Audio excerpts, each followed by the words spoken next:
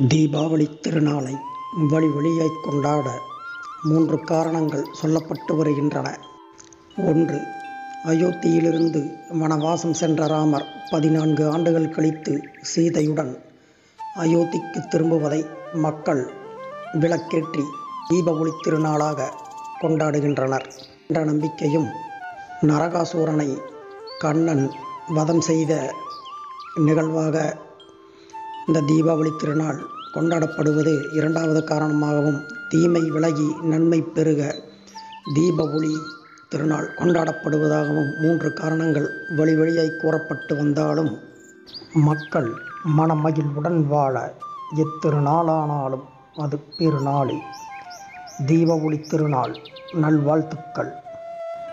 தீப ஒளி திருநாள் மிதிலை நிலவின் சீரிய ஒளியாய் சீத்தை மன்னர் குலமா மன்னவனோடு அந்த கார்நீல வண்ணனோடு இளைந்தவளாய் 14 ஆண்டு வனவாசம் முடித்து வர, அந்த பேரன்பு கொண்டவனை பெருவாழ்வு எதுவென்று சொன்னவனை வணக்கம் சொல்லி வரவேற்க தீப ஒளியோடு அயோத்தி மக்கள்.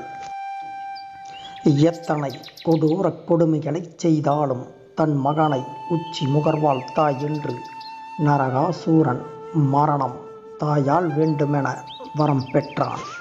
சத்தியத்தை தர்மத்தால் காக்க முழு மூச்சாய் கிருஷ்ணன் போர்க்கள பூமியிலே நரகனால் இந்த புவி காத்தவன் பொய்யாய் சாய்ந்தான். கண்ணனைக் கண்டு சத்திய வடிவாய் பாமா நின்றாள், கொண்டவன் கோலம் கண்டாள், மன்னவனா சாய்ந்தனன் என்றாள், நரகா கொன்றாள். சுயநலப்பற்று அதர்மத்தை பற்றி நரகாசூரன் அழிய இருள் இருளாகிறது, ஒளி மேலும் ஒளியாகி இல்லங்களில் அறிவாகிறது. ஆன்மீகம் எனச் சொல்லி ஒதுக்கவா அந்த கம்பனின் கற்பனைகள் எதற்கென கண்டும் காணாமல் செல்லவா பேரின்பப் பெருவாழ்வு சிந்தனைகள். மனிதனின் தன் ஒழுக்க வாழ்வுக்கு வழிகாட்டும் அகல் விளக்காய் சத்தியம் மாறாமல் தன் வாழ்வைப் படையலாய் மக்களுக்கு பரிமாறி சரயூவில் நீரோடு நீராகக் கரைந்தவன் நீலவண்ணன் ராமன். அந்த நினைவுகளை கொண்டாட வழி வழியாய் தீமை விலக நன்மை பெருக முக்காரணத்தில் முடிசூட்டி தீப ஒளி திருநாள் நல்வாழ்த்துக்கள்.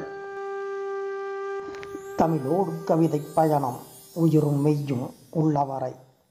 நன்றி.